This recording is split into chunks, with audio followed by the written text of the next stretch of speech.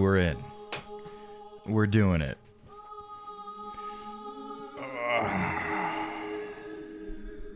Damn, I caught the stream early. If the stream is AIDS, I'm still in the 80s. What the? Caught it. Okay. All right. I'll give you that one. Okay, let's turn this down.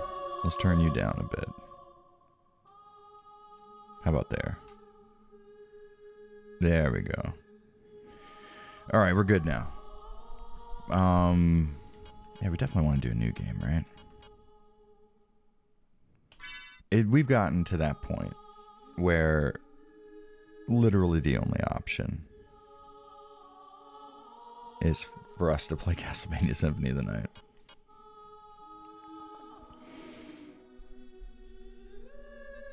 Mr. Kill Jr., what's up, dude? Castro just started spring break. God damn, I want to be in spring break right now. You know, actually, Castro, I was always saying when you were talking about doing your finals and going to school, I was like, oh, thank God I don't have to do that anymore. And now that I'm back in school, god damn am I feeling that.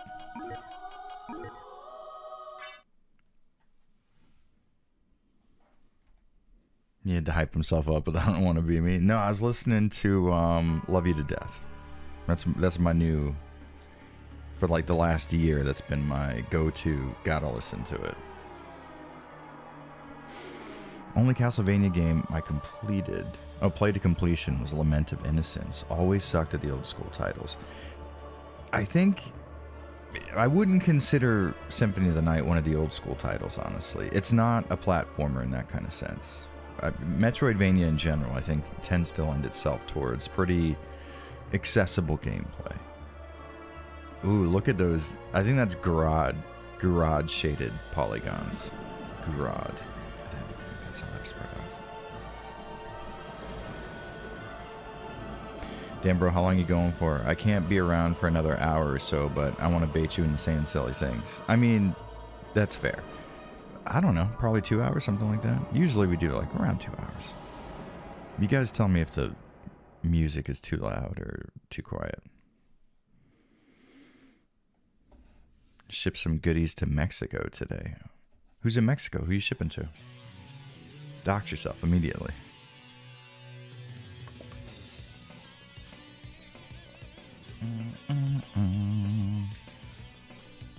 What's the backflip button? I know there's a backflip button. Oh, that's not it.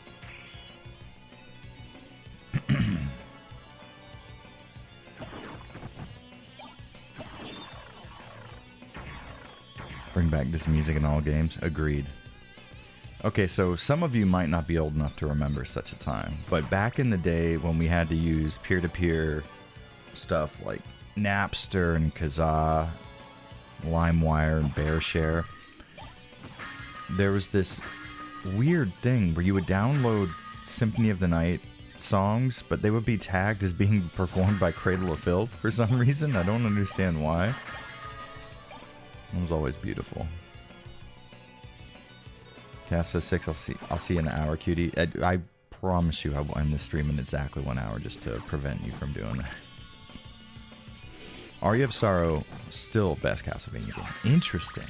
I mean, I'm not going to necessarily argue with you.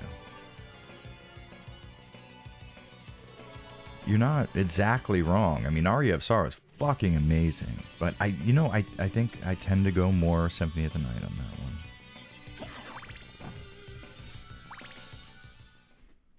Die, monster. You don't belong Peer-to-peer in this PTSD. world. Yeah, your computer remembers. It's not by my hand that I'm once again given flesh. I was called. Okay, the music is fine the way it's not overpowering your voice, but it's not too loud either. Oh, perfect. Nice. Tribute.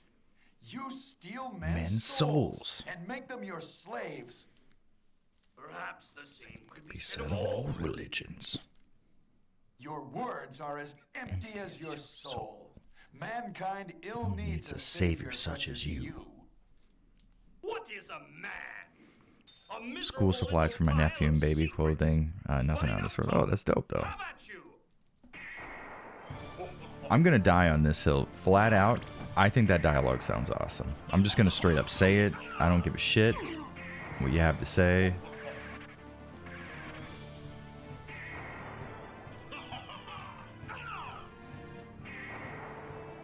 Like, it sounds good.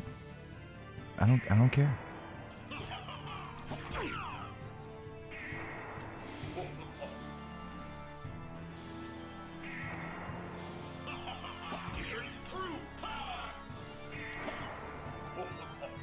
Dracula did nothing wrong. I mean, he was literally brought back to life without his consent, really. Fucking insane to think that Castlevania started out as an arcade game. Yeah, I mean, it makes sense. It's Konami. That was their bread and butter for, like, you know, Contra is the same way.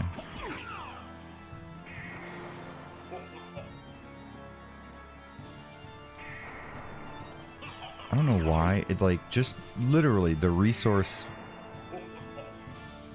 conserving side of me doesn't let me use my crosses in this fight.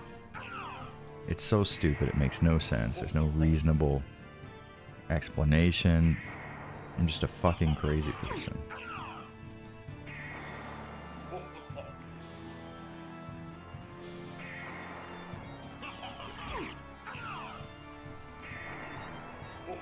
Yeah, like the Netflix show. Season 1, I think, was fucking killer. And Season 2 started to get weird.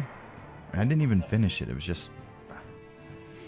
I don't know, they like in Season 1 there was, you know, the humor was definitely present, but in Season 2 the writing became like the movie Clueless, where it's just like, oh, as if, Richter, and it's like, dog, come on, please, can we? I mean, I'm not expecting like historical accuracy, but can we just err on the side of not having the writers from Life is Strange do your dialogue, please?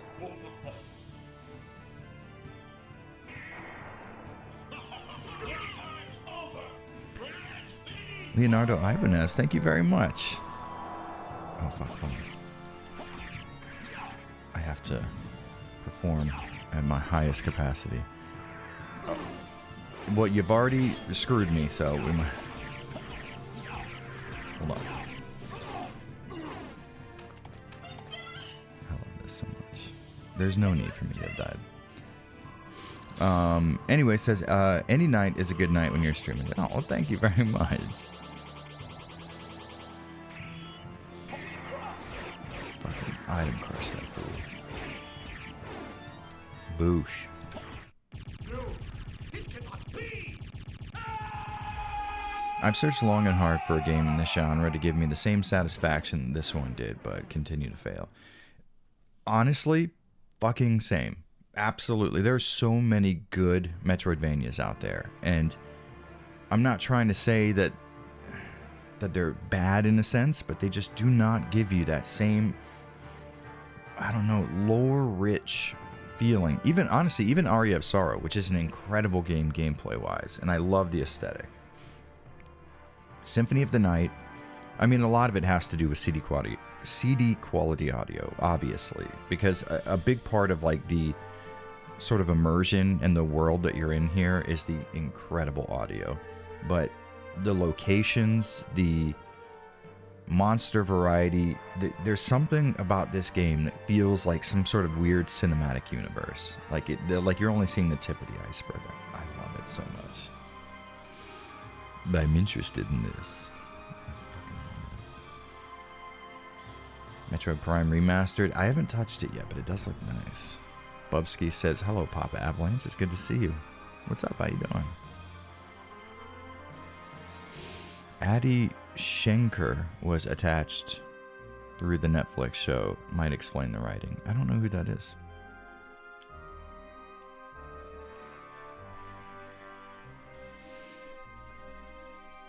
So what's going on? What's happening lately that I could give a hot take on? What's in the news? What's going on with video games? Let's get a dialogue started. I feel like relaxing. I want to put my fucking feet up right now. Thoughts on Shadow Complex, a forgotten Metroidvania? Never played it. didn't like the aesthetic very much, but I'm sort of interested in playing it within like the last 5 years just to see what I missed out on, but I never touched it.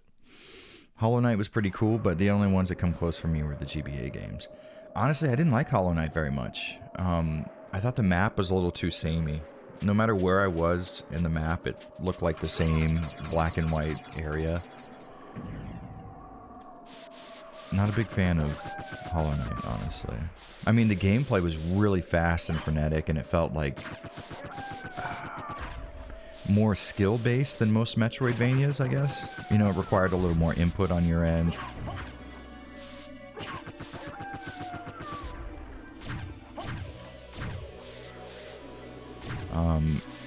Something about it though, it didn't lock me in. I mean, it being visually samey didn't help, but that's not like the whole reason. I really can't tell you why. There's something about the aesthetic or the gameplay, all of it put together, it didn't do much for me.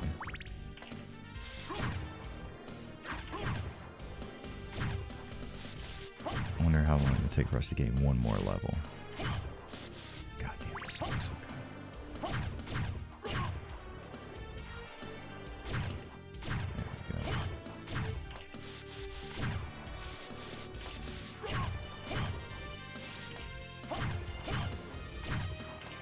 Hopefully they will add the Saturn content of future ports.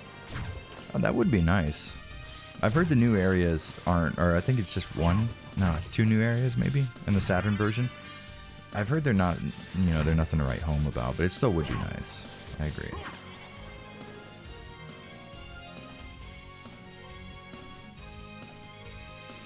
The aesthetic, sprite work, and music in this game is top notch. It's just absolutely cannot be fucked with. I will not listen to an opinion other than this game is fucking amazing. You really can't beat it. By the way, if I'm like touching my face a lot, it's allergy season right now. So I'm getting hit hard by the allergy bug. Makes me all itchy.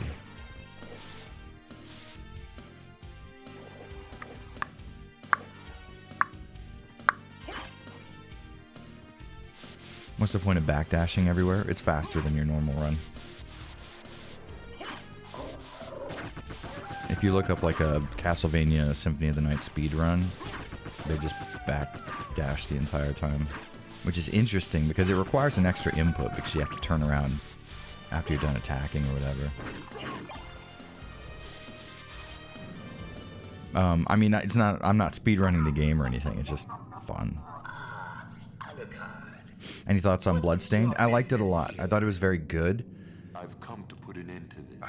It's pretty high up there as far as Metroidvanias go, but still, it doesn't quite give me that Symphony of the Night feeling. You know what I mean?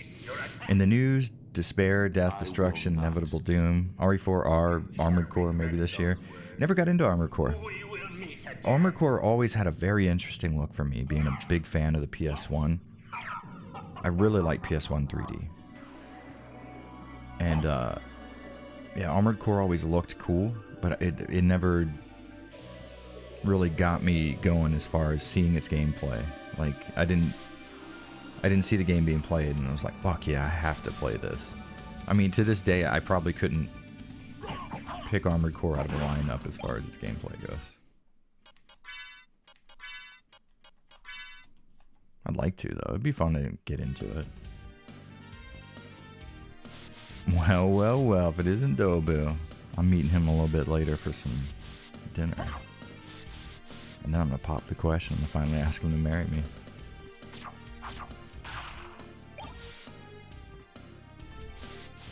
You have a very soothing voice. Thank you very much. My voice is fucked up thanks to Dobu in the chat taking me to fucking karaoke. Making me scream Wilson Phillips lyrics all night. You know what helps with allergies? Some tea. You could drink it with your tiny cup. First off, my tiny cup is already filled with coffee. Thank you very much, David.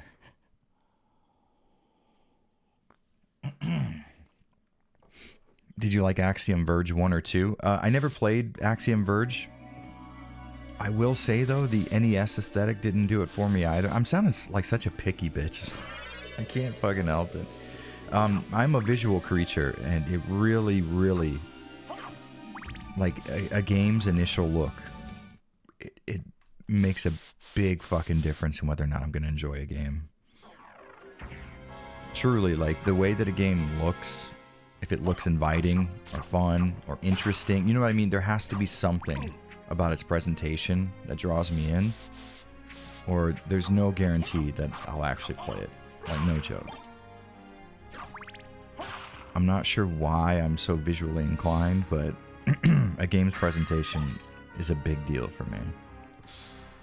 A lot of people say graphics aren't everything, and technically they're not, because the gameplay in Symphony of Time is fucking incredible, but if this wasn't one of the most beautiful 2D games ever, would I have been so quick to pick it up? You know what I mean? Things might be different. Mr. Kill Jr., thank you very much for the $5, dog. Armored Core seems like a dormant IP waiting to explode, just like Monster Hunter. You know what? You might be right. And even if it's not, I'd love to see just something new and interesting happen to the gaming scene and influence the titles around it. It would be great if Armored Core blew up. Even though, like, it's not necessarily the kind of gameplay that I would necessarily get into. I think what's more important is that, like, we have a really fucking diverse set of mechanics for inspiration when big companies are going in to create AAA video games. As it is right now, you know, the third world, survival-based, open world... third world, I meant to say third person. I don't think third world games are big right now. But third person, survival based, crafting, open world, you know, that kind of stuff is huge right now, and it'd be nice if we could replace, not that any of those are inherently bad, but it would be pretty cool if we could have a more diverse lineup of gameplay features. Fuck, I'd love for Metroidvanias to get big in the mainstream. As far as, like, AAA titles go. Hunty Mo says, we're still waiting on your DMC retrospective. DMC 5 coming up on 4 years, and you're one of the only people I know that enjoy DMC. That is true. I'll die on that hill. I thought DMC, the reimagining, was fun. I enjoyed it. But so that you know that my opinion is not to be trusted, I still have yet to play DMC 5, so... This man needs to be strapped to a chair and forced to play Axiom and Shadow Complex. After about 20 minutes, he'd accept the art direction. Probably. I mean, no joke, you're probably right. I have been known to go against my better judgment as far as presentation goes before. Happens all the time. For example, Risk of Rain. The original Risk of Rain. I didn't like the way it looked. It was like too... zoomed out, and the sprite art was almost it was hard to make out all the small details and how they came together into like a single picture for me, so I didn't like it. But I gave it a try because a buddy of mine bought it for me. He like forced me to try it out, and I'm glad he did, because I ended up putting easy 400 hours into Risk of Rain 1. Easy 400. And then Risk of Rain 2 came out, and I have 300 hours into that, and me and my wife played together all the time. So it's certainly possible that I play a game and then I go like, oh, fuck, I'm an idiot.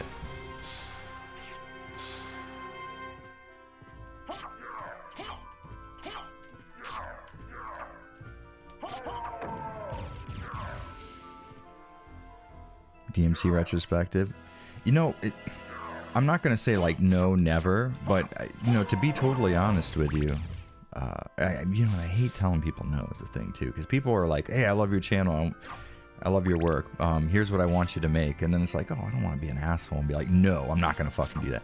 But Devil May Cry doesn't give me that kind of like activated feeling. As far like, it's incredibly fun and engaging and mechanically tight, but it doesn't like fucking activate my neurons the same way like a series that I have like an emotional investment in. Okay, so let's say this. I would be more likely to make a Vampire the Masquerade retrospective than I would Devil May Cry. And that's not because Vampire the Masquerade is so much better of a video game than DMC. but I think it's more to do with having some sort of a weird emotional connection to Vampire the Masquerade compared to DMC. I mean, I grew up with DMC, you know, I played the original game essentially on launch, and I've been playing the games ever since, other than DMC 5. So, like, I'm right there with everybody else as far as their connection to the series, but it just never developed that, like, fuck yes kind of thing for me.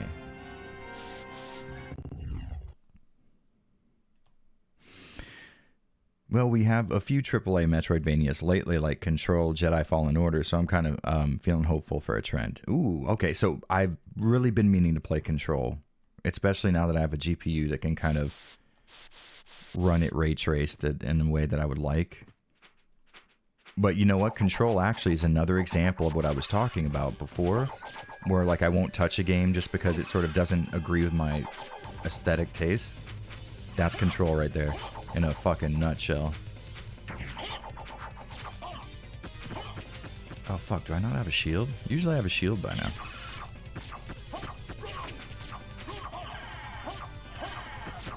Now he's ultra pissed.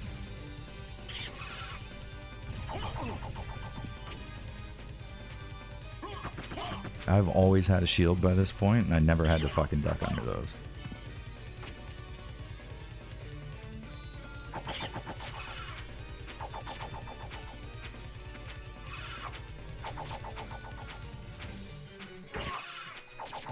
What I like about early PS1 voice acting is for some reason they always put reverb on CD voice act. Like old CD voice acting just always has reverb applied. I'm not quite sure why, but it's sort of part of the sound to me now, and I really like that.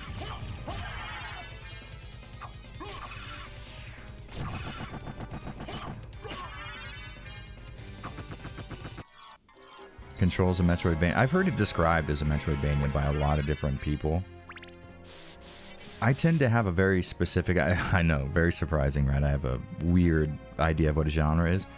I think Metroidvanias sort of require very specific elements to line up in the right way. That being said, I haven't played Control, so I couldn't say anybody's wrong about that, but I will say that I am, I tend to be a tough guy to please as far as where a genre lines up. I remember the first time I played Symphony of the Night, I kept falling into the water with the mermen and would get hit stunned by them and died repeatedly. That will happen. I can't control my awake state when that game is brought up. Do you not like it at all? I think Remedy has a very interesting history post Max Payne. Very odd sort of timeline for them. But they can always be trusted to make something that is incredibly unique, which I do appreciate.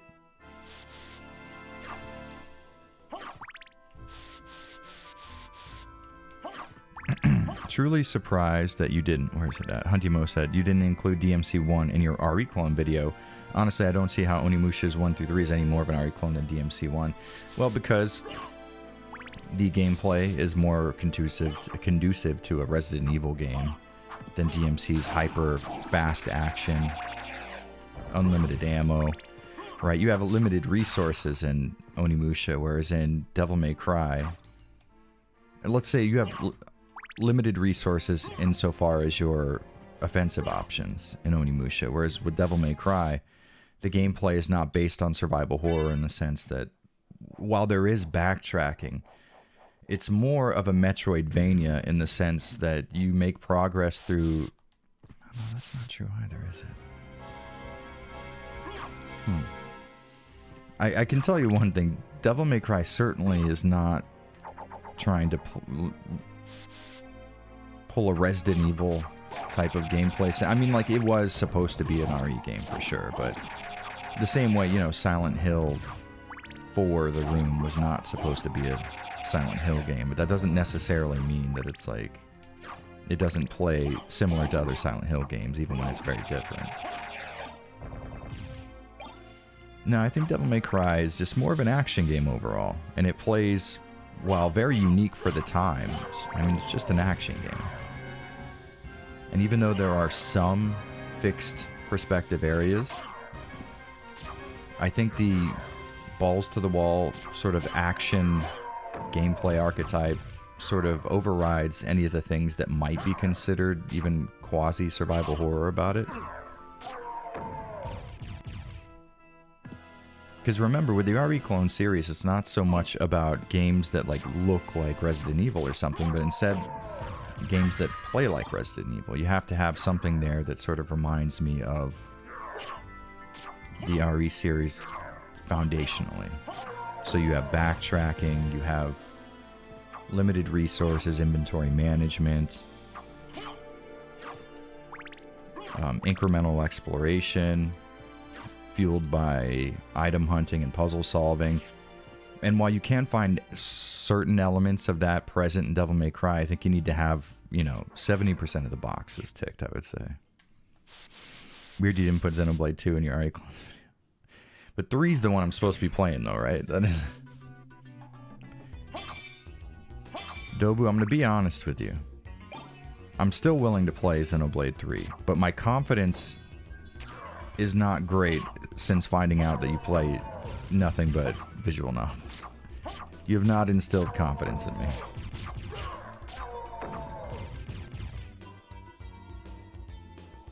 What about the fixed camera and flavor text you get in DMC? There are elements of a fixed camera in certain areas in DMC, but I would argue a majority of the game is played through a perspective where it's not necessarily fixed, but...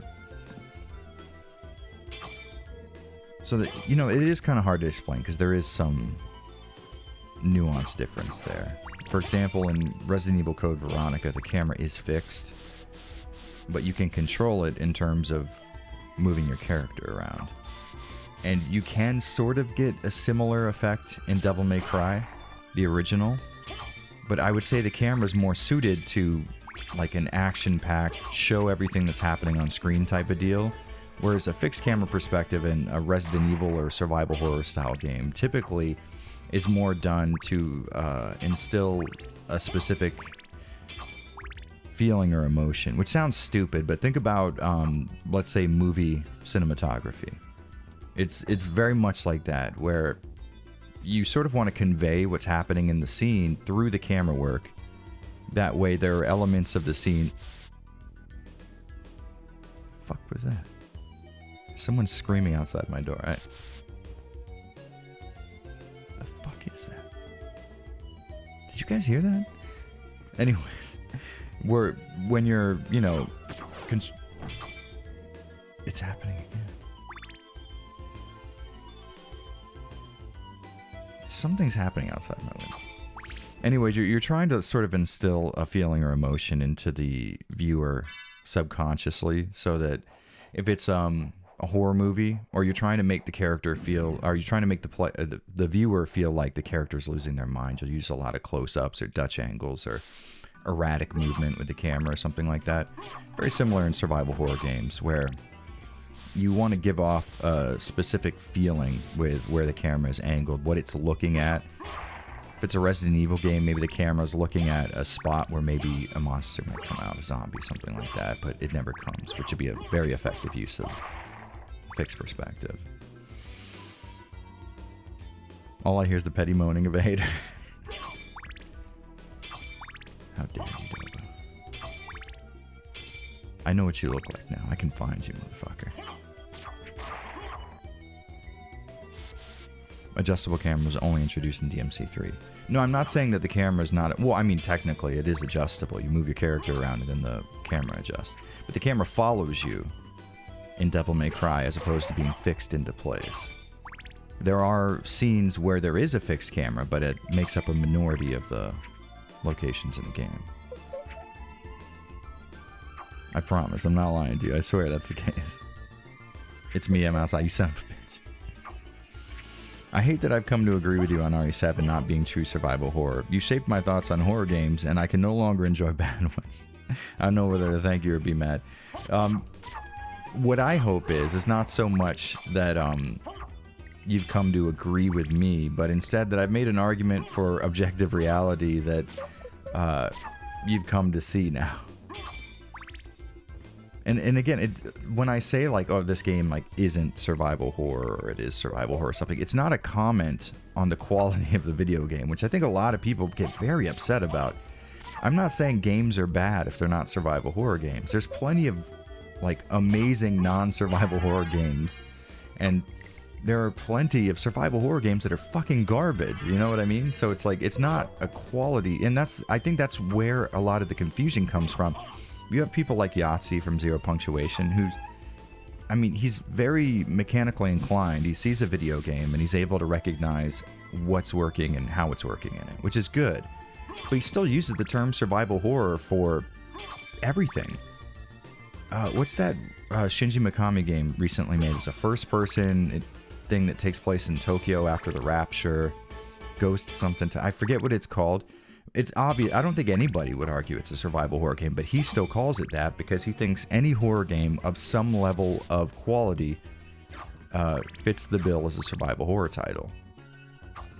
So when I say a game isn't a survival horror game, people get like furious, and it's like, you could still enjoy the game. It's still a great game. You can have fun with it. You can love it. You can argue with me on its qualities and stuff, and that's fine. But survival horror it's a list of features that we agreed on a long time ago, and the reason why is because Resident Evil 1 is a survival horror game. We all agree on that. Nobody's saying that RE1 is not a survival horror title. That being said, you have games that don't play or look anything like it being included in the same genre. They don't share the same perspective, they don't share the same gameplay, they don't share the same layout, they don't share the same surface level mechanics. But we all, for some reason, seem to say, oh, that's also survival horror. And you can't do that with anything else. I can't play Suikoden 1 right now on the PS1 and say, man, this is an incredible platformer. People would think I'm fucking insane. But if I told you Condemned Criminal Origins was a survival horror game, nobody would even bat an eye. I don't fucking understand what has happened to this world. Words have lost all meaning. They don't mean anything anymore. You just have to use it the wrong way enough times, and people will just flat out, oh, yeah, I guess, that's what the word means now. It's fucking weird. Yeah, I did it again. You guys fucking got me ranting. You sons of bitches. God damn. I don't want to do that. You think I want to be this way? Ghostwire Tokyo. Thank you, Doba. That's it.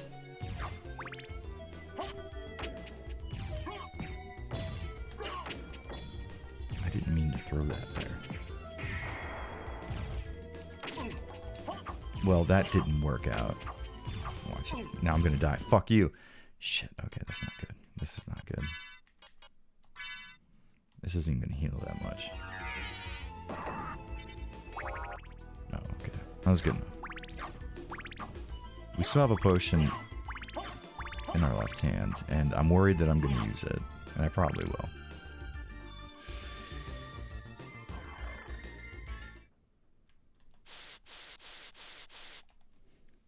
Jared, that's one thing I asked you earlier. JJ from ROE said RE4 is premiere of survival horror. It's the camera gameplay style that's different. Well, here's the problem. Survival horror describes a specific gameplay type. You know what I mean? It's like, listen, JJ from fucking Resident Evil is awesomely nice, and I've got nothing bad to say about him, but, he's wrong there. The same way that if he looked up and he said, well, right now where you live, Jared, it's nighttime. That would be incorrect, and I would still fucking love JJ with all my heart. But RE4 is not a survival horror game, because survival horror is a genre of video game. And being a genre of video game, we have used very specific mechanical elements, gameplay inclusions, visual elements sometimes, to describe what that genre is, because that genre describes like a physical way that you interact with a visual medium, right? So if you're going to say it's a survival horror game, you have to explain to me how it plays like a game that we both agree is a survival horror game. Resident Evil 1, for example, RE2, RE3. Take elements of RE4 and how do they relate to the earlier games? The perspective we know is incorrect. Tank controls, they are technically there, but since the perspective is different, they operate functionally differently, right? Is there backtracking? It's not necessary, no. And if you consider going back to the like early parts of the game after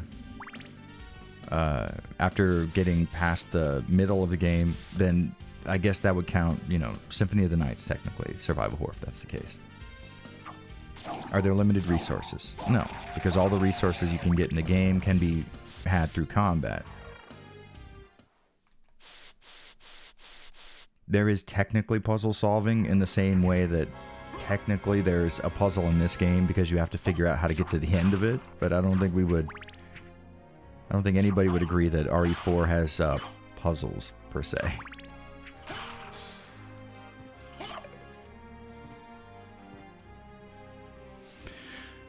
Morgan Smario says, I was in Japan last week. I planned to go back, didn't get a chance to explore too much. That, you know what? It's literally never enough time. It sucks how fucking amazing this... There's the shield, Jared, you fucking idiot. This country is so amazing. You could stay in Tokyo for a month, and you might, if you're lucky, see 35% of the city.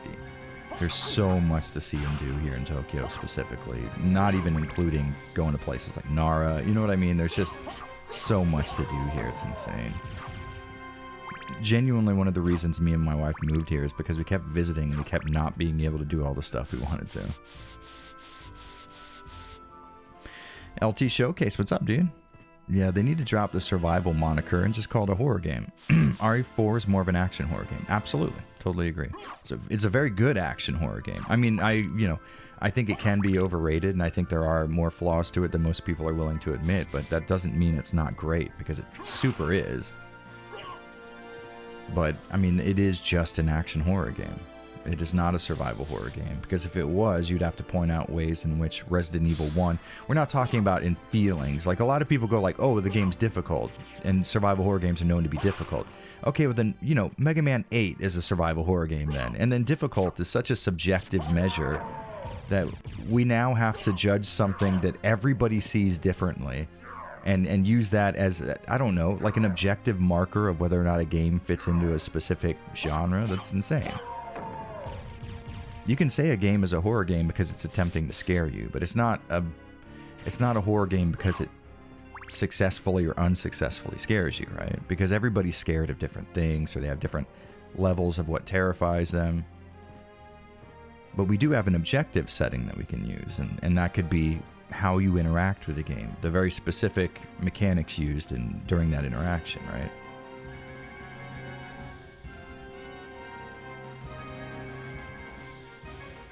Alright, but here's a real puzzler. Is Sweet Home a survival horror? It feels like the opposite edge case from RE4. I think... I don't think so, but I think that's because a majority of what Sweet Home does is be an RPG, and that's why. You know, there are plenty of games that have survival horror mechanics. For example, Super Metroid or Castlevania Symphony of the Night. These games have a lot of the mechanics that you would probably see in a survival horror game. We have backtracking, we have light puzzle solving sometimes, depending on the game. But the big difference in Metroidvania is your progression is not based through finding items, solving puzzles. It's more based on finding abilities that open up the world. So in Symphony of the Night, you find a double jump, right? And that opens up the playable area. In Resident Evil, you would find a key, and that key allows you to enter a room, and that room leads to an item that solves a puzzle that opens up the playable area. Essentially, it's the same thing mechanically, but fundamentally, you are engaging in the game, or with the game in a different way. In that same sense, I feel like Sweet Home, a majority of its mechanics are more role-playing in nature. Like, it's an RPG combat-wise. It's an RPG in a lot of different ways. Top-down perspective certainly doesn't win it in the awards as far as survival horror goes.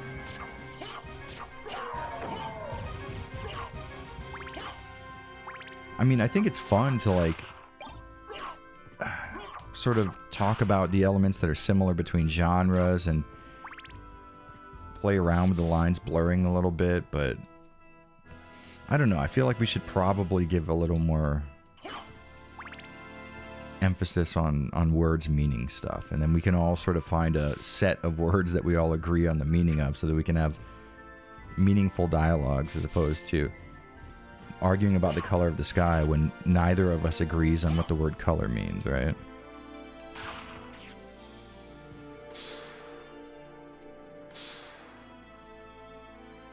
I agree, but who cares? We have a generation of kids who think RPG means action games. That is true.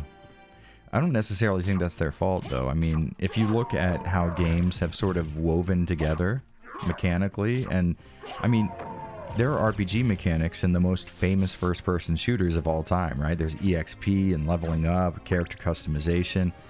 It's getting harder and harder to say what genres are what in a lot of different ways, but I feel like survival horror stays relatively static in that sense.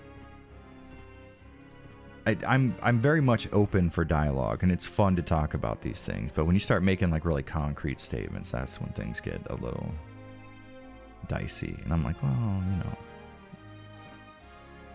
I mean, you do unlock the home in Sweet Home using very similar key items, finding those things. Yeah, but I feel like those are kind of...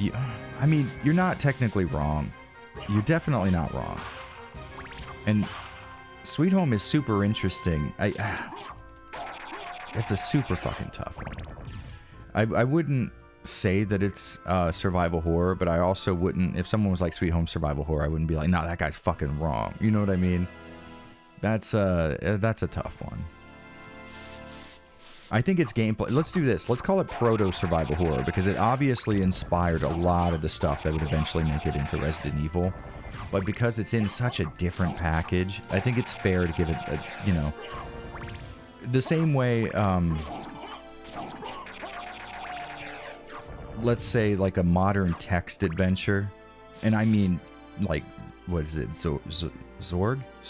Fuck, what's the name of that fucking super famous text adventure? It's technically an adventure game in the same way that Snatcher is, but they are fundamentally so different. You couldn't really say, you know, I think it's sort of like that.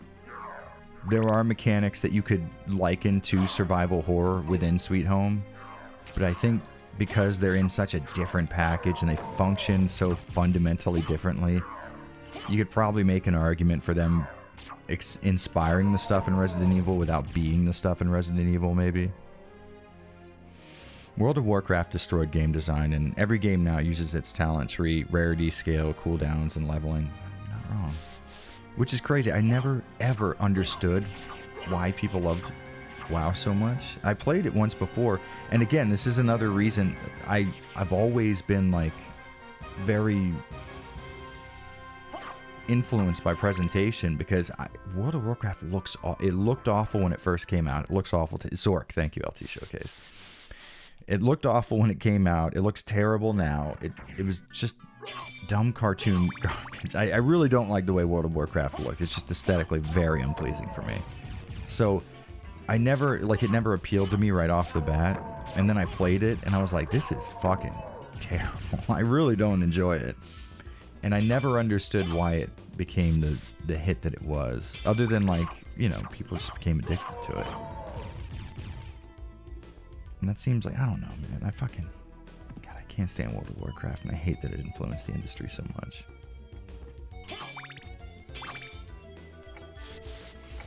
Kids grew up in the 90s thinking Final Fantasy VII is a role-playing game when it's just an interactive anime with numbers that go up. I gotta disagree with you on that one, dog. I said it before, but there's only like a few things the game has to have to qualify for it to be survival horror. Here's what they are. Wait for my next comment. Okay, let's see what you got. Let's see how much I agree or disagree with you. We'll find out. It was incredible, man. If you weren't a PC snob, mate, and the gameplay was incredible. I didn't get into it. I like action RPGs and I like turn-based games, but World of Warcraft is somewhere in the middle, and I never enjoyed it. You seem human, and yet, what do you here? I've come to destroy this castle. Then we have the same purpose. I'll trust you for now. I'm Maria. Who are you? As an MMO player, it was an obvious call. Not the Sheesh. talkative type, I can see. Well, WoW was perhaps we'll coming meet out again, that if it you was going to live be... that long. Oh, it was an obvious call. I Farewell. got you.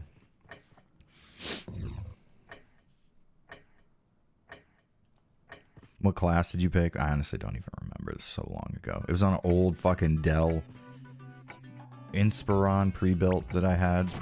It was so fucking long ago. It was before I even knew how to build computers and stuff. I truly couldn't tell you anything about it, honestly. I can tell you one thing, though. I didn't play it for more than 5 hours. I found myself enjoying Final Fantasy 12 more than World of Warcraft. What, 12? 11? Which one was the online one? I always get them confused. I think it's 11 that was online and 12 on the PS2, right? With the Gambit system was 12? Or was it 12 that was on? Anyways, you get what I'm saying. I found that game to be more interesting and fun than World of Warcraft, but I didn't get very mechanically engaged with that one either. I would literally just sit on the shores of Sandioria fishing and watching Full Metal Alchemist Brotherhood. Yo, King Grogu, what's up, man? Oh, fuck. Look what you've done, Grogu. Jared-san, survival horror be 2 words meaning more. More hope. The video coming out to be awesome. Yeah, played RE4 demo. Didn't get hurt at all. Really? I mean, it's good. Like, I like the RE4 demo a lot. I just, man, I need to get a second PC because it's getting so fucking hard to stream modern games. It sucks. Olivia Williams, thank you very much for the $5, Olivia. Dark Age of Camelot looked leagues ahead of WoW back then and was older. I don't really remember that MMO, honestly. I wasn't exactly plugged into the MMO scene back then. I heard about MMOs through, like, and I saw them on stuff like GameStop TV, or maybe back then it was Tech TV, I forget. But whatever, what X-Play was before it was X-Play, essentially. It was 11. Okay, I got you.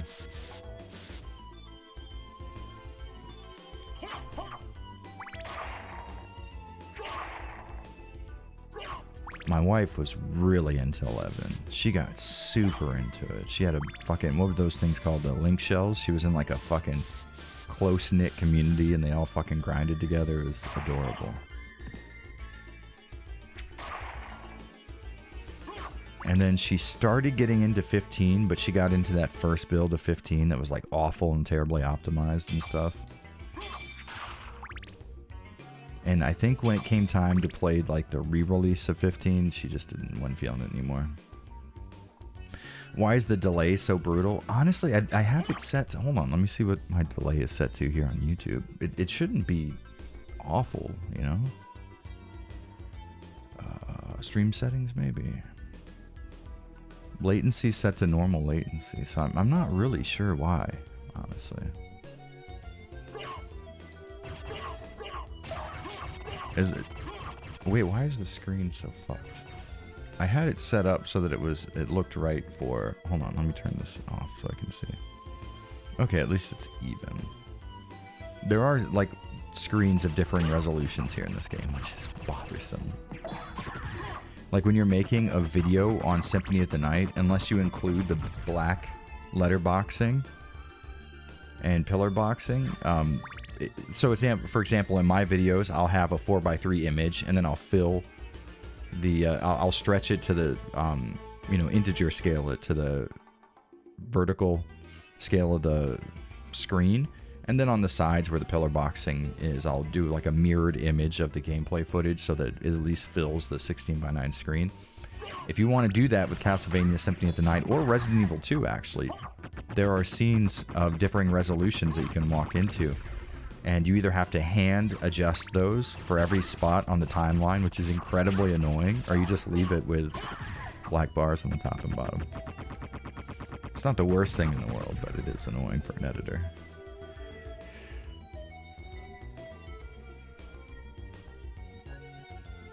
Oh, okay, Douglas Monroe put his thing in. Let's see. Where's it at? Okay, high exploration value, puzzle elements, optional fights, limited resource management, tactical movements, deadly enemy encounters that can kill you in seconds. Here's the thing, though. A lot of that is very subjective, right? Because what you call tactical movement in a survival horror game, people would say is not. Like, it's clunky movement, right? Tank controls. Because there are people, as much as it kills me, who don't like tank controls. So you can't necessarily use like an objective metric, like, okay, here's what the genre is, because it felt blank to me. Tough enemy encounters that like will kill you in seconds.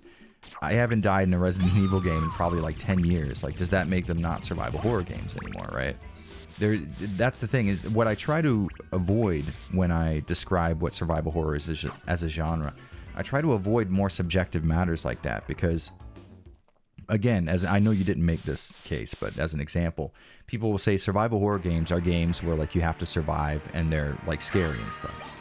It's like, all right, well, you know, I mean, it sucks. I love RE2, but it doesn't scare me anymore. Does that mean it stops being a survival horror game? When you use subjective metrics like that to describe something that is objective in nature, you sort of ham-fist yourself right out the gate. I'm not ham-fist, shoehorn yourself. I don't know what ham-fist game I'm talking about. What version of Symphony of the Night are you playing? The PS1 original on an HDMI modded PS1 at the moment. You know, I guess we could stretch this out more, right? But when we go into our inventory, it won't be... Oh, no, it'll work. Okay, all right, hold on.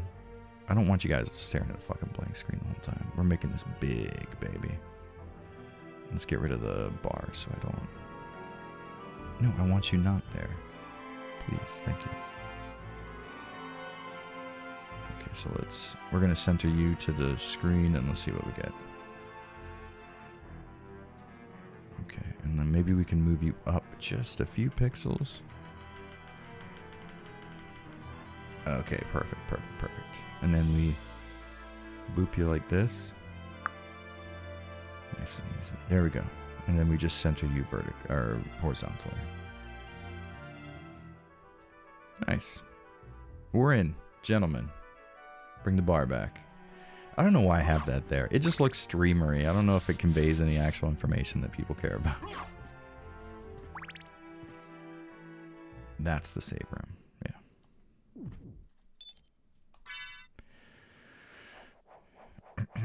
The more you try to define vague things like survival horror or immersive sim, the further you get from the truth.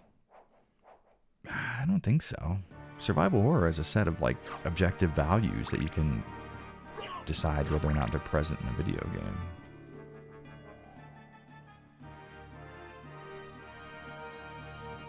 What's this boring ass nerd game? Where's my Resident Evil? What's up, Benny Gurkity Dirkman? Just about to start Hollow Knight. Yeah, I was just talking about it. Man, I can't get into it. I really can't. I've tried before. Me and my wife tried to play through it. It's very pretty, and I love the animations. Very fluid in animations, but just the visual elements are repeated so often, and like every character looks the same. Every area looks the same. They all... I'm like, and I get, like, you sort of want a cohesive style. Like, I get it, but... If you didn't have those fucking knives, it'd be such an easy fight.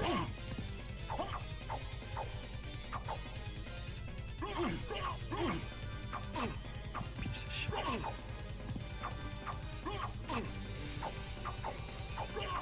Are you... Okay. How much fucking iframes do you need?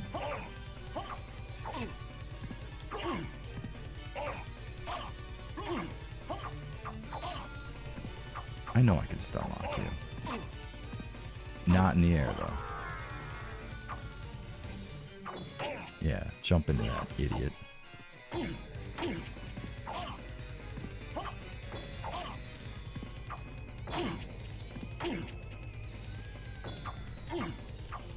It would be nice if I could knock you back into the fucking holy water. I'm not even gonna heal. Didn't need to. Old games are very punishing, right? And they can be. I love the slowdown when that comes on screen. It makes it just feel like such an event. You see those 3D graphics? There are a few parts of Castlevania that are 3D, or Castlevania Symphony of the Night that are 3D, and it's fucking great.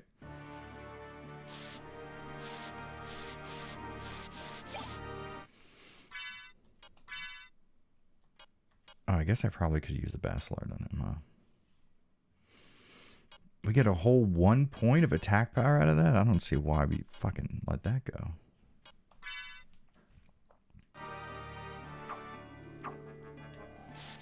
I enjoyed Hollow Knight, but the areas are very similar. It felt Ori and the Blind Forest did the diverse biomes better. Yeah, I liked Ori and the Blind Forest. It was more enjoyable to me than Hollow Knight, but Hollow Knight wasn't terrible.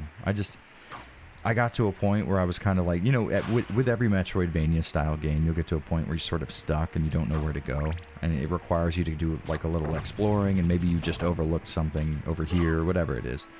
When I got to that point with Hollow Knight, I just didn't feel the desire to start it back up again, or to like muscle through that and see what was past that point. Whereas with Ori and the Blind Forest, I was pretty willing to fucking figure things out there.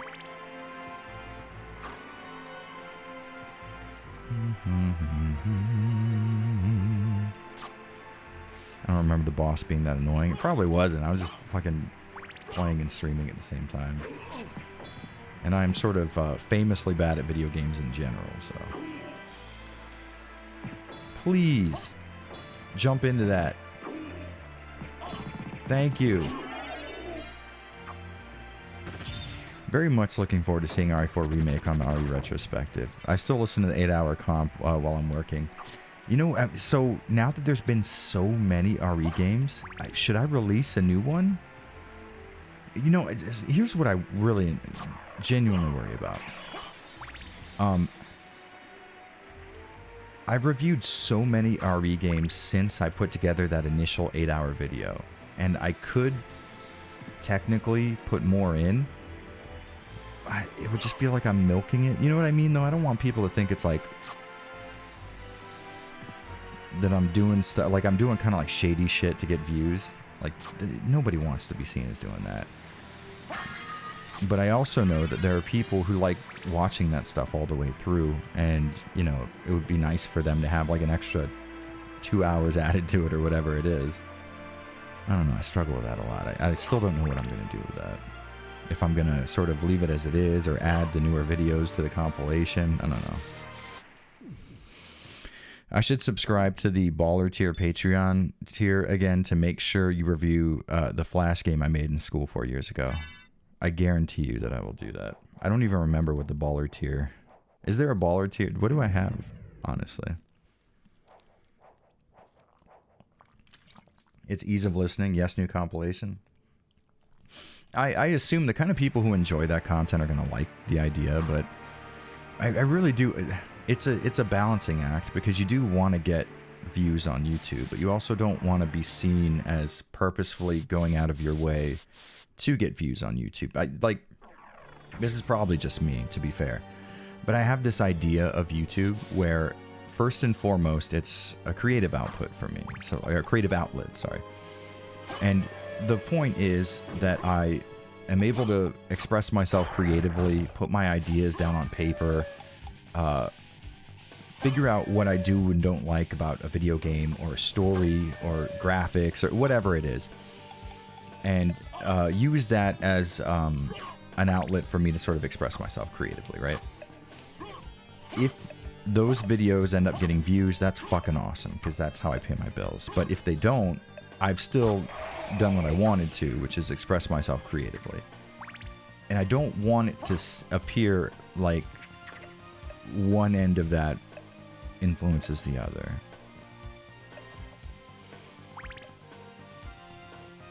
And I'm sure most people who've subscribed to my channel wouldn't give a shit what I did. They just want, you know, a new video comes out, they want to check it out. People don't care about my content the way that I do, but it's just one of those things that kind of bothers you, you know what I mean? Keeps you up at night.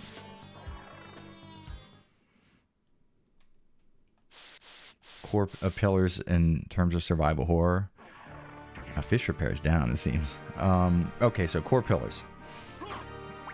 I think personally the perspective is tied into it, but I know a lot of people disagree, and that's fine. We can put that one on the table. We can table that discussion. I say incremental exploration, meaning not like Grand Theft Auto exploration where you have an entire world to explore that's essentially open to you from the start. I think incremental exploration means that you unlock the world through another side mechanic, which is another part of what survival horror is. Item-based progression. So you have incremental exploration where you unlock one door that gives you the item you need to solve a puzzle. Once you solve that puzzle, you unlock 2 more doors. And in there, you get a key that unlocks a further. You are incrementally opening up the world to be explored. You're not doing it all at once, right? That's a huge element of it. I think you also have to have some form of inventory management and resource rarity. So in Resident Evil, you don't exactly have enough ammo to kill every single thing you come across. So you have to be more selective with what you do. It sort of requires a bit of strategy. I also think that combat has to be present but optional in a survival horror game. So I don't think survival horror games are necessarily the kind of games where it's more of like a run and hide type of deal. Although those have their merit and people enjoy them, and that's, there's nothing wrong with that. But I think that for it to have the survival horror moniker, you need to have combat present, and the player needs to be able to choose whether or not to engage with that mechanic specifically. Other than that, what else do we have? What else can we do? Puzzle solving, I think, is a must. I don't think you can have a survival horror game without puzzles that need to be solved. And we can be very liberal with the definition of what puzzle means. We could say maybe a puzzle literally means mechanically engaging with what looks like a puzzle, or it could be Silent Hill style puzzles where you get clues within the environment or written documents that let you know how to input a certain thing in a certain terminal, whatever it is. But I think that's necessary as well. Oh, Fluffy, what's up, man? It's been a while. Bad boys acting back controls, isn't it? I mean, it's just a coincidence they all have that. So literally a Metroidvania. See, that's the difference. Metroidvania, the world doesn't unlock based on items that you get. Or at least not directly. The world unlocks based on abilities that you get. And that's the big important distinction to make. With my example of Castlevania Symphony of the Night, the world doesn't unlock because I found a double jump stone. But it does unlock because I'm now able to double jump, right? So I'm able to make more progress now that I can double jump. And I think that's the big difference, is with survival horror, you unlock the world through items. With Metroidvania, you unlock the world for further exploration through abilities. And the big difference there is you can use those abilities in the game outside of exploration. Whereas in Resident Evil, the items that you use in order to unlock more of the environment can only be used to unlock more of the environment. In a Metroidvania game, you get the double jump, which allows you to unlock more of the map, but you can also use the double jump in combat. You can also use the double jump for platforming, right? It has multiple purposes. In a survival horror game, if you get the red key will only unlock doors with the red thing. You can't use it in combat or drop it on the ground for someone to trip over, whatever. I promise, if you can think of a counter, I've already thought of it. My friend, stay with me. This game has such an eye for detail. They did not have to have that fucking bird land there. It's so fucking good. I love it so much. God.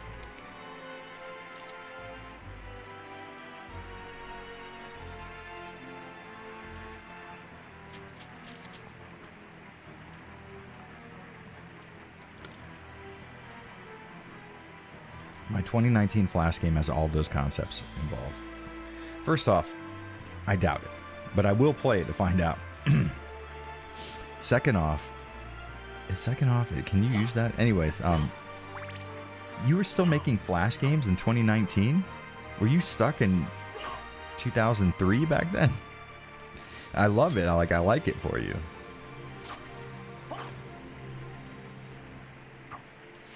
What do we got? El Bueno Ostrich. Welcome back, Matt. Thanks for the $2.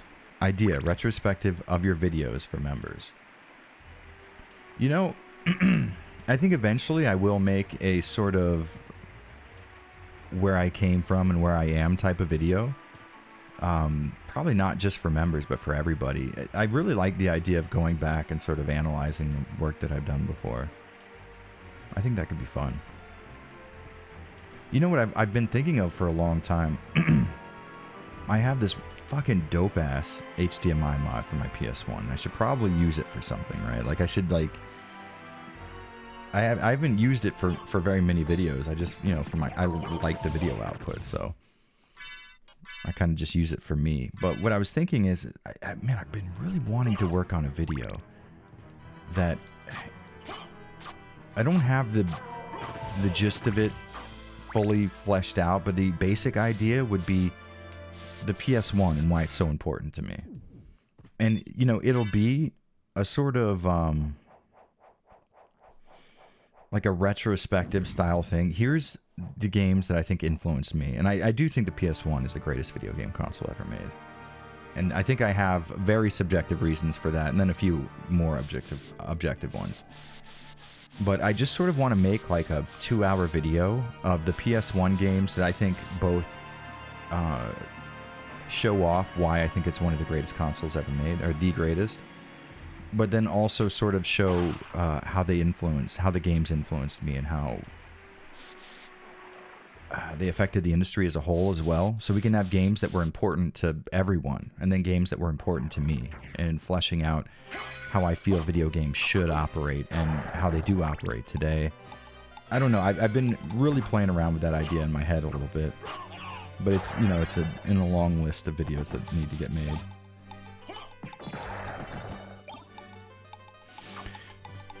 Matic Epitome, what's up? I recently played Touhou Luna Nights. Has become one of my favorites in the Metroidvania. It looks amazing. That's the same developer as the Deedlit Metroidvania, right? Deedlit and Wonder Labyrinth, I think it's called. Both of those look fucking amazing, by the way.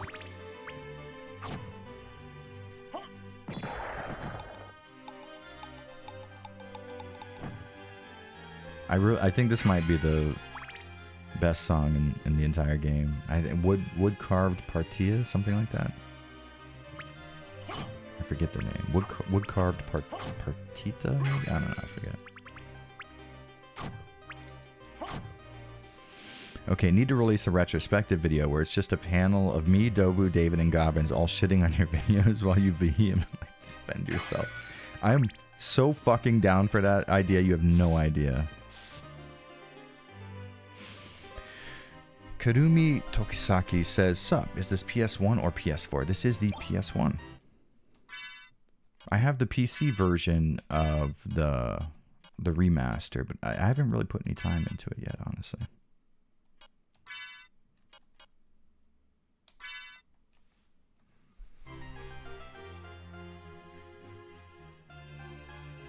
All MGS is a survival horror game. Don't fucking... We just got off the rant. Don't start it back up again. You know what the problem is? Is fucking chat knows exactly how easy I am to manipulate. And they don't even show any sort of fucking restraint. It's just like they go straight for the jugular. Tragic Prince, yes. And Final Toccata. I don't, off the top of my head, remember what Final Toccata sounds like just based off the name. But I start every song from the Castlevania Symphony of the Night soundtrack, and I can identify where it comes from with the first, I don't know, 2 fucking beats.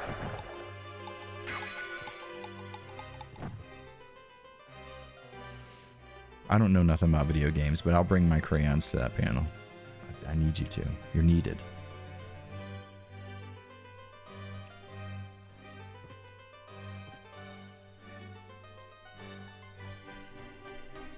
Oh, you haven't heard of the Deedlit game? Oh my god. Okay, so it's like Touhou Luna Nights in the sense it's made by the same developer, I'm pretty sure. And very, very heavily sprite art. Like the sprite, the 2D art is fucking incredible. Very similar Metroidvania style game. But it's less like mechanically interesting because you know, in Toho Luna Nights, you have like the stopping of time and stuff like that. With Deedlit, I think you're swapping between two sets of like elemental affinities, kind of like that one shooter for the Dreamcast that's mega overrated. I forget about it all the time. Never got into that game. God, I can't remember it. We have the black and white, and you switch between them. Fuck. It's gonna piss me off. I remember the title. Just teasing about MGS. No. You knew what you were doing. You fucking know. You're manipulating me. I finally gotten wise to you, chat. I'm not gonna let you win anymore.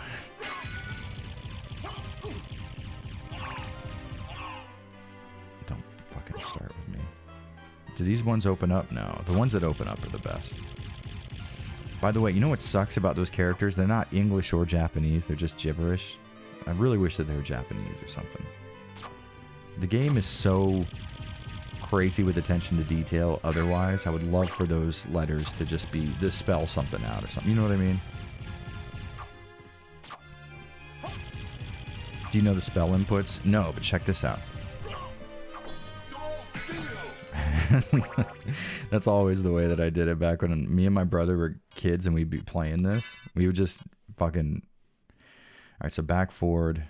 Or so back, forward. Okay. Hold on, so... Back, forward. No, not you. But now I know that at least. So, back, forward.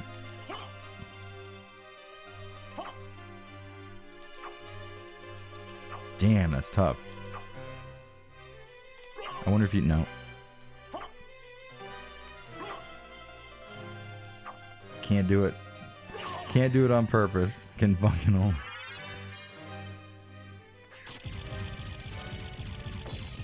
Oh, well, fuck you. And your stupid ass. Hold on. Maybe I had the direction wrong. So maybe it's forward back. Fuck. Hold on. Wait. Let's look at it again. So it's back, forward, quarter circle, forward, down, quarter circle, back, back, forward. All right, so.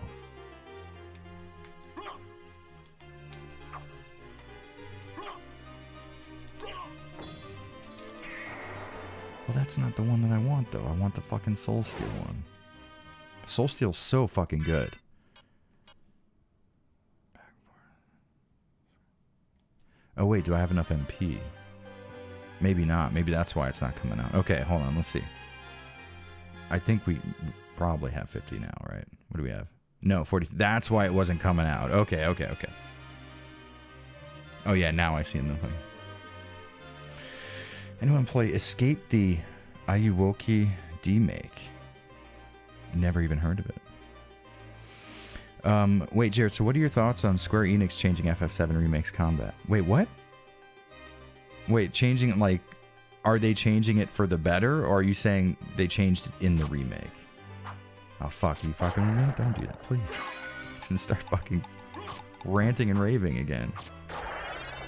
Okay, let's see if I can do it again. Hold on. So it's back, forward, quarter circle, around, 2 quarter circles, essentially, then back, forward again. So let's try it. I don't want him bothering me when I do it. Back, forward. There we go. Okay, yeah. Easy enough. Bang, bang. Oh, fuck, I forgot we have double jump now. No, do we? What's the fairy scroll? Oh, we can actually use the fucking fairies. The fairy. Oh, no, fuck. I thought it was the fucking fairy familiar. I'm an idiot. Honestly, it's kind of cool that they give you the ability to see the enemy names. I mean, it's so unnecessary, but it's fun. Oh yeah, that fan-made Simon's Quest honestly looks dope as hell.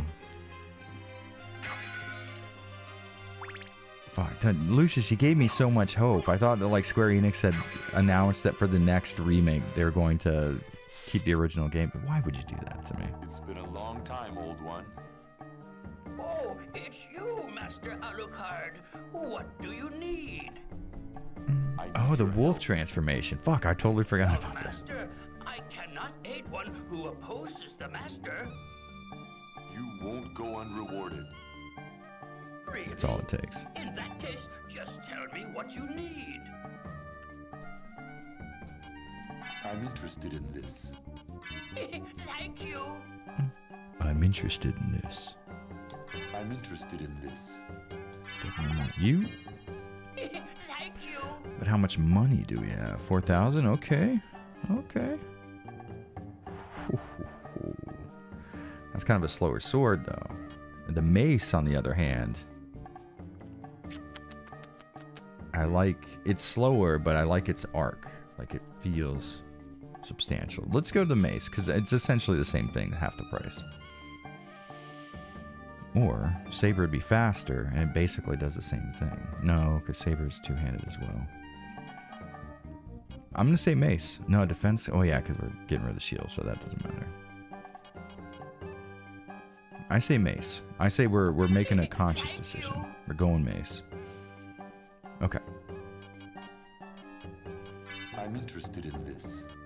I never fucked around with this. Never touched tactics before. Farewell for now. Hey Jared, why do people pretend that remakes and remasters aren't basically the same thing when they are? It's all pretty much the same. Alright, listen. I've fucking wised up. I know when you're fucking with me. I'm a genius at this point. I can never be fucked with. I'm too intelligent. I'm essentially the smartest man on earth. There you go. Fucking jog up there, dog. Okay, I thought that gave me some form of invincibility, and I guess it doesn't.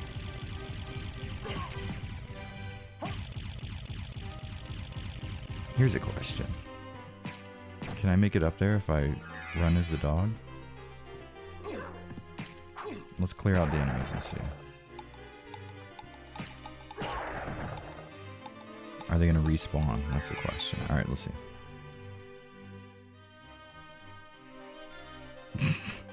Okay, idiot. Don't pick two-handed? I've already done it. I've already committed. It can't be stopped. Oh, the library card. Good call. Okay, yeah, library card for sure. Second smartest man. Yes, I'll take second. Okay, I guess not. You know, that does... But the thing is like when I go down the stairs, I lose so much momentum. Hold on, let's see. I'm just trying to see if we can't sequence break just a bit. I don't know if it's even... No. Okay, never mind. I'm not gonna lie, I would have fell for almost triggered me to... Listen, it's natural. That's why they do it. They know what they're doing. Okay, so let's go back. We'll get the library card, and we'll find that those two magic doors. Alucard feels like a rapier guy. He definitely does. You're not wrong. And usually, that's what I would go with. But today, we're doing shit different. What can I do for you? I'm interested Where's in the library this. card at? There it is. Thank you. I'm interested in this.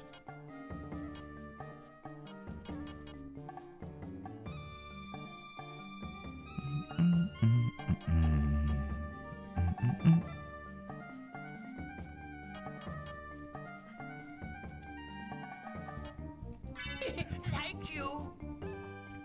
Farewell for now. Yeah, Jared already knows remasters or remakes are the same. Just look at RE1. Basically, no difference from any of the other. It's true. I've been on record as saying as much. You can dive kick from untransformed on the books. What do you mean? Okay, so I have seen that you can do that. You can line up the book to do that, like it's a speedrunning strap, but I don't know how to dive kick.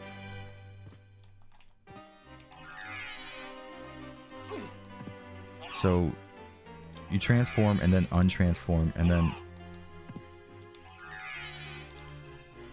There, okay, that's what it is. Alright, I remember it. Let's see if we can't get up there then. I've seen people fucking spend all day trying to do this though, so this is going to be interesting. We don't want all of these over here. There's one up there that we can use. Let's see if we can do it. I watched the guy try for so long to get this working. There we go. Okay, so. Oh, we got to have him closer. Okay, we could do that. We could do that. We can do that. Let's bring him over here a little bit. Come on. There we go. You fucking... Please. Go the right way. My brain likes to live dangerously. Who puts a chair over a hole? Someone who's fucking smart. Okay, well, we need to fucking kill that thing. Damn. So why is it again that you're able to... Oh, fuck, my controller disconnected. Of course, hold on. No.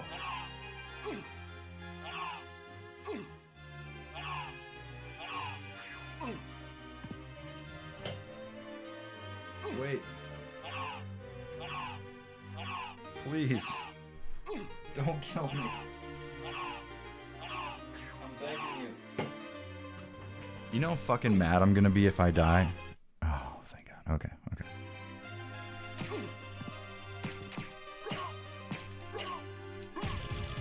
It's not worth trying. It's not fucking worth it. I'm never gonna line it up. Let's see if I can do it to this thing. See, I can't even do it. They have to be like right underneath me. Yeah.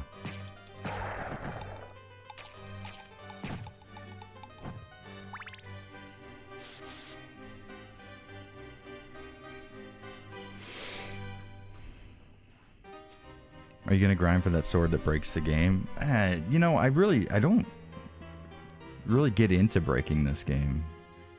It makes it less fun. I mean, I guess the process of trying to is kind of the point, but like if you get the shield rod and then just fucking barrel through everybody, it's not as fun.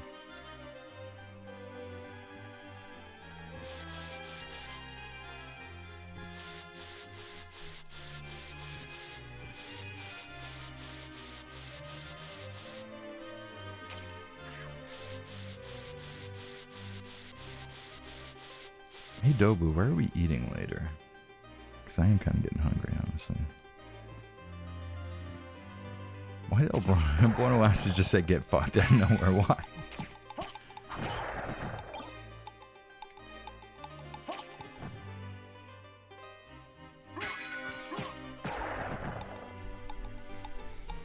You know the trick about under the librarian's chair, right? It sounds familiar. How do you get under there?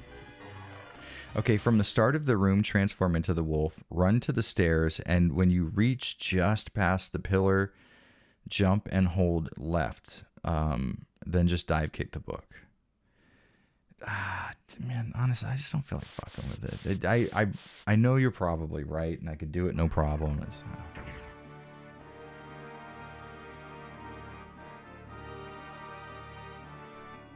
Joe said she would pick. That's a fucking terrible idea. Don't ever let Josine do anything. That's my motto.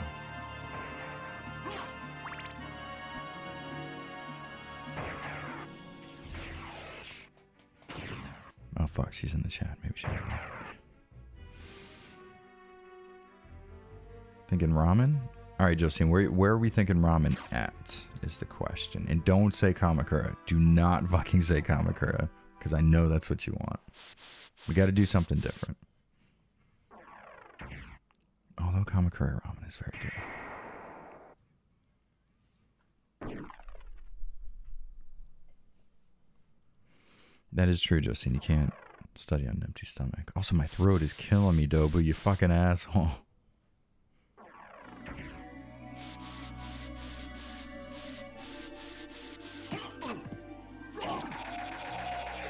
Oh, you know what I need?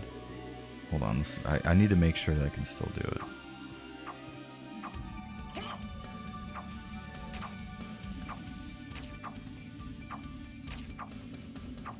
There we go.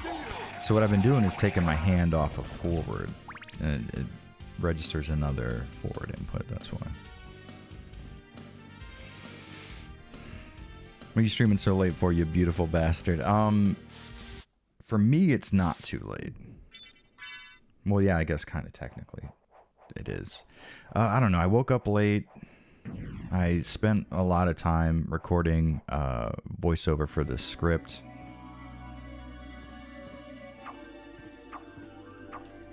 And here we are. Didn't mean to do that. Do I have 50? Okay, I do. You son of a bitch, why can't I? There we go. It takes me so long to do, it's almost not worth it. I knew you were going to say comic. Jared, after playing the new RE4 demo, I have to say that I'm glad lazy game design like fixed cameras and tank controls were left in the past. Which you son of a bitch. Yeah, you know what? Actually, yeah, I can agree with that. It's basically how I feel. The Twitter war over April O'Neil being black and fat is funny. It is very funny. It's incredibly funny. Because there are a lot of people who are like furious about it, which is genuinely hilarious. And then there are people who are furious that people are furious about it, which is even more fucking funny. And they're the fucking idiots who are like, no, she's always been black. And then they point to like a fucking issue of the comic where she got a perm. And it's like, you think people's like racial characteristics are so fucking arbitrary that if you have curly hair, it counts. There's so many people on Twitter right now who are genuinely being incredibly fucking racist so that they can fucking own the Republicans or something. Oh, bravo. Chef's kisses all around. I don't think it fucking matters that April O'Neil is fat and black. It's stupid that they made her fat because here's the problem. They didn't make her fat out of a creative decision like, yeah, you know, like I want this character. This is who the character is and it builds into their personality. It's literally just going like, I want representation for fat people, which is fucking stupid. You don't deserve representation because you make poor life choices. I don't give a fucking shit. It doesn't matter to me your weight. I don't think that fucking matters in your character arc. But if you're going to make purposeful changes like that, you were saying that it does, and that's fucking weird. Fluffy Bunny says, Watashi wa... is it... not Kyotoshi... Kotoshi. I think it's... Watashi wa Kotoshi Nihon ni ikimasu. Oh, honto ni. Fuck yeah, dude. That's killer.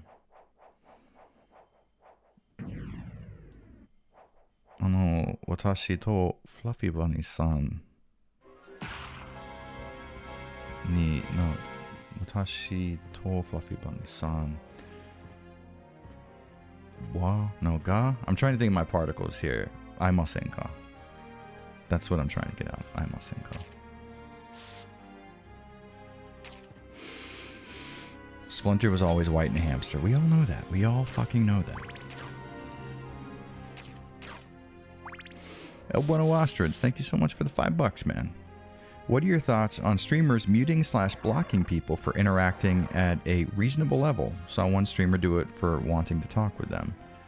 Yeah, oh, so it is ni. Okay, so watashi to Fluffy Bunny-san ni aimasen ka. Thank you, Dobu.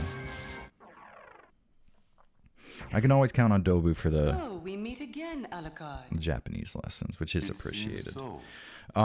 So streamers muting/blocking people for so here's the thing. I'm not a good guy to ask about that because I don't mute or block anybody.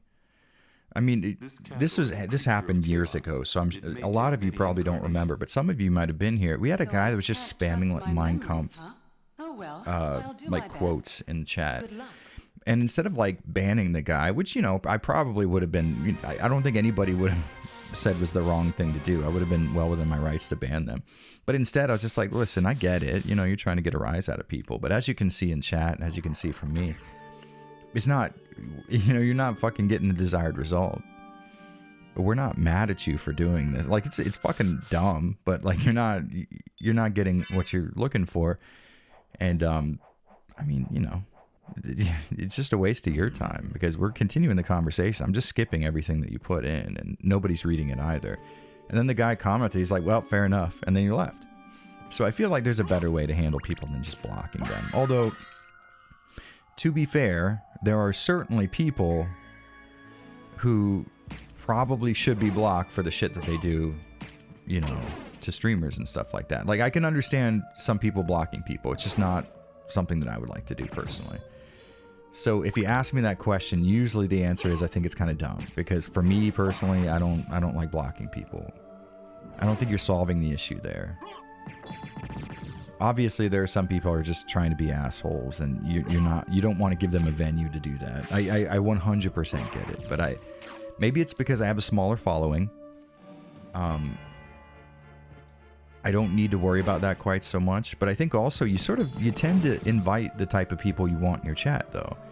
If you act like a fucking asshole to your chat, they're gonna be cunts. And if you're nice to them and you treat them with the kind of respect you'd like to be shown, I would say 9 times out of 10. I mean, look at our chat right now. We only have 123 people in here, so it's not huge, right? But everybody's being nice. We're all having fun. We're making jokes at each other's expense, but nobody's going too far. And if someone ever does, I don't think anybody would have a problem with someone going, you know, that's a little too far. I genuinely think this is one of the most just nice places to hang out, because everybody's pretty accepting of everybody else's ideas, and even when we disagree, it's done so in a relatively easygoing manner. That, you know, I don't know. I really like what we've kind of put together here, and I think most of it has to do with you guys treat me the way that I treat you, and vice versa. Damn, I wish I had a longer reaching sword right now.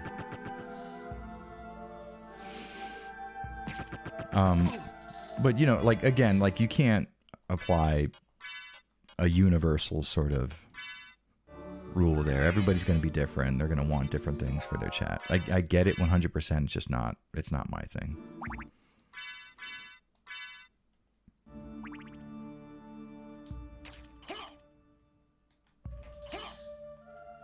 Oh, fuck, I'm going the wrong direction. Hold on, back forward.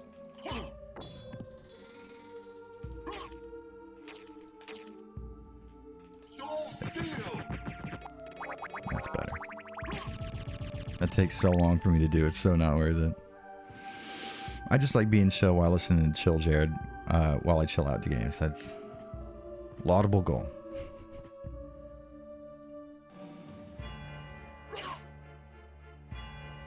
Worth it. This person was not spamming or quoting Mein Kampf. They just said something about not getting any response from the streamer and got called out. I mean, I think the streamer is within their rights to not respond to anybody in their chat. So, you know, I'm not saying I'm necessarily on the side of the other person, but I do sort of feel like as a streamer, it is kind of weird to block someone for that instead of being like, oh, I just won't answer you. That it's not a big deal. You don't have to block them. To be totally honest, and this might have something to do with just fundamentally how I come into this with a very different goal and a very different sort of mindset than most people, but I feel bad when I don't respond to people in chat. I love it. There's such a somber area for no fucking reason. This did not have to be here.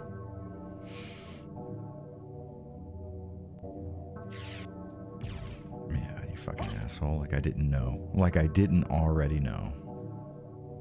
I think one of them leaves me a healing item. I'm thinking about looking into language school and making a decent stay out of it. Oh, fuck, really?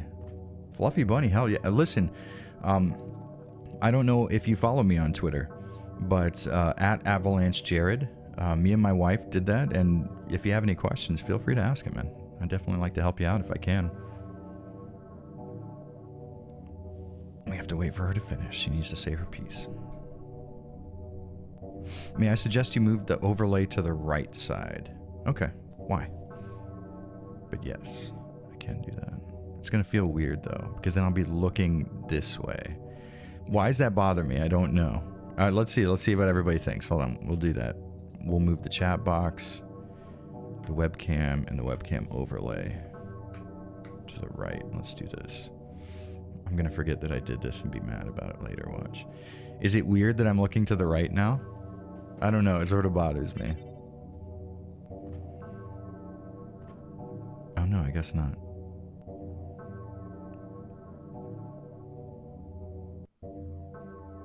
Oh, you could hear the spot where it repeats. Interesting.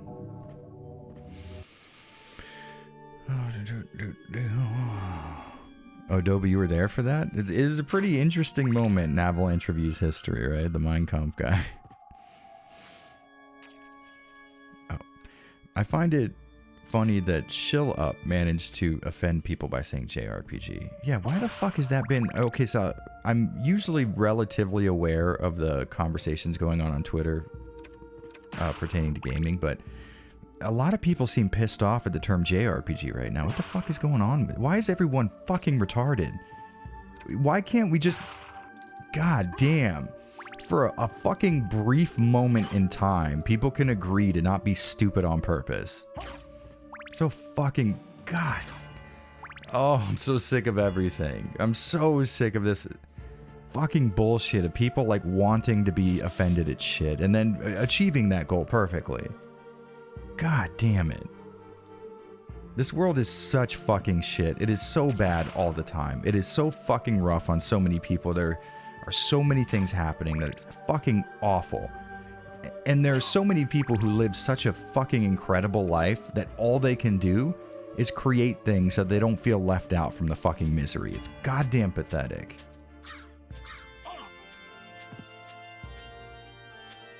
Jesus fucking Christ. Every single day I start to agree more and more with cartoon supervillains. Jared keeps it on the left as a political statement.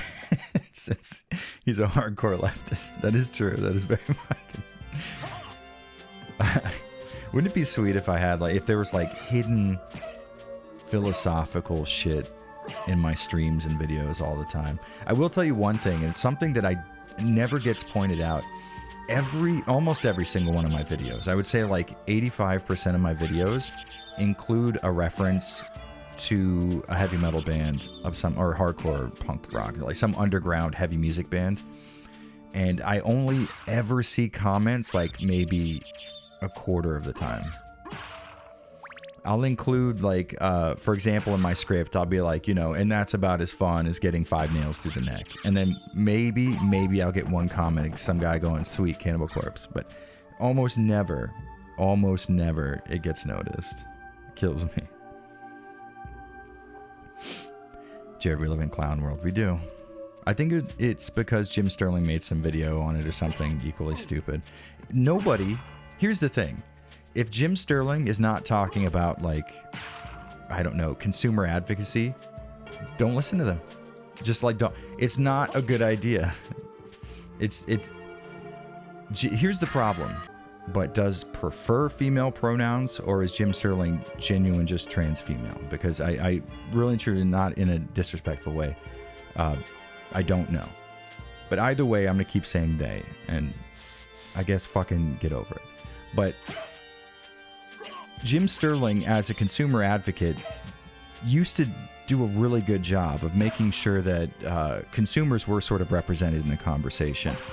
And because Jim Sterling had such a big audience, it was very hard for AAA developers, people in a position to make money off of people who buy video games. It was hard for them to sort of ignore the stuff that was being said on the Jimquisition. That was a really good time, but the only problem was, you know, once you get to a point where you profit off of being a consumer advocate, it's in your best interest to constantly have an issue with consumer. And that's when things get disingenuous, right? You can't count on someone who makes their money off of controversy to always be honest about whether or not there's a controversy to be had here. I think that's the problem with Jim Sterling. And you have to take everything that Stephanie Sterling, or Stefani, I forget which one it is, says, because you have to weigh that against the obvious idea that they would be benefiting from this turning into a controversy. You know, it's not the nicest thing to do is just always assume someone's lying, but when someone could potentially benefit from a lie, maybe, you know, maybe you just be aware of that. Adam McKnight, how you doing? To be honest, I never thought much about the term's origin, but the criticism seemed to have some valid evidence showing Square Enix took it to heart and is a major reason why they went back from turn-based mechanics. Okay, so explain it to me. What's the issue here? Because from what I've seen, people were just saying that the term JRPG is racist to use, which is fucking stupid. Because Japanese isn't even a race; it's a nationality. It's fucking retarded to say out loud. So are people upset that Squaresoft is no longer making your stereotypical JRPGs, and that's what the problem is? Or I'm not really 100% with it. Jim Sterling is an elderly British woman. She's got the back of an elderly British woman. Really, and that's another thing too. Coming from somebody who knows opium addicts, you can't trust pill addicts. And Jim Sterling is a pillhead, and it sounds like a mean thing to say, but you literally can't take the word of a pillhead ever in your entire life. Don't ever let that happen to you. Don't ever believe anything a pillhead ever says about anything. Jim Sterling is always going to do what puts them in a position to get more pills. Period. The end. Like any other addict. You can't take what they're saying as something that's just genuinely out of the kindness of their heart, even though you want to. Because if they can benefit financially, and that financial beneficiary relationship leads to them getting more pills, what do you think's going to happen there? What's your honest to goodness rational take? You know what I mean?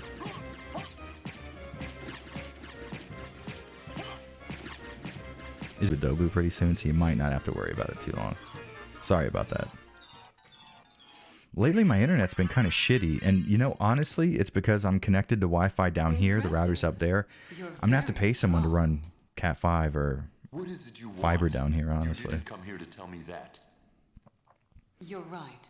Do you know the name? Sorry, Jared, the world will become peaceful because that would be... Of course. Because that would be boring and creates a weak and soft society. I mean, you're not wrong. Sure he's here. If you see him, please let me know. But I think probably the goal should be to raise a generation of people that have the easy world that you would want them to have out of, you know, love and caring. You want people to do well. But ensure that they are constantly aware of how bad the world can get, and make sure that they're always prepared for that. And I think that that's a genuine problem right now. It's good that things are better now, but it's bad that people aren't prepared for how bad things can potentially get. And we're not talking about apocalyptic, the world ends and you have to, you know, understand who will and will not steal from you. I'm not talking about that. I'm talking about you're going out for a night on the town. You have 2 drinks in you. You go out on the street and an altercation comes out. That is a situation that a majority of people are not aware of how to handle properly. And that's what I'm talking about in your everyday life kind of stuff. Not like, you know, zombie apocalypse. You need to, you know, not prepper. You need to learn how to make your own soap from fat kind of stuff, or like how to make fertilizer bombs.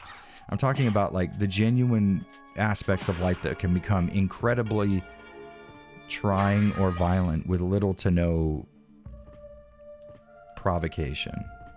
I think that's the kind of stuff that people need to be taught, and I think it's the kind of stuff that people tend to forget. Shitty situation. Doc Salty, re-upping after 22 months. Thank you very much, man. Hey, Jared, keep up the great work. Thank you. For what it's worth, I'm proud of you and how far... Oh, thank you so much. How far you've come. Hope all is well with you, Joe, and Rufus. Always nice to have Rufus included in there. Crazy to think in May it'll be 2 years of membership. Doc Salty, again, this is a situation I was just talking about where I do technically financially benefit from you being a member. So it is hard to take what I say legitimately, but I really want to say thank you so much. Because of people like you, I've been able to make this a full-time job, and I've been able to enjoy it as much as that really does mean something. Like, truly, I was able to take something that I started doing as a hobby, not because I wanted to be a YouTuber, but because I wanted to do the things that YouTubers do. I wanted to play video games, think about them constructively, and try to understand why I like or don't like the things that I do. Try to deconstruct visual elements, mechanical elements, right? Development side of stuff. Like I really wanted to understand things better. And people like you have kind of made it so that I'm able to do that. And that's fucking incredible. More often than you might think, I just kind of sit back and like think about how incredibly crazy it is that the world, the events that have happened in history lined up in a way, just such a manner that allowed me to cover video games and pay my bills doing it. It's a pretty fucking incredible idea, and I am every single fucking day amazingly appreciative of that fact. But on that note, on that hopefully uplifting note, I do have to get out of here because I'm hungry as all shit. Me and Dobu and Josine are going to go out and grab some food. But I appreciate you guys hanging out with me. I appreciate any of you who have supported me either right now, in the past, whether it's been a comment, a like, Patreon, YouTube membership, super chat, whatever it is. If you've shared a video around, all of it is incredibly beneficial, and it allows me to keep doing what I'm doing. And that's always going to be fucking awesome. Thank you very much. Hopefully the stream hasn't just died. It's looking like it might not be up right now. But hopefully you hear the words that I'm saying, because I do appreciate it. I love you all very much. Please don't drive drunk. Make wise choices. And if at all possible, look into, just take the first step of trying to create something yourself. Whether it's drawn art, video editing, gaming content on YouTube, a podcast, written work like poetry, general authoring. Look into it today. You don't have to start today, but starting today. Make that first step. I think that would be very fucking beneficial for all of you. Thank you so much, everybody. I'll see you all later. Peace out.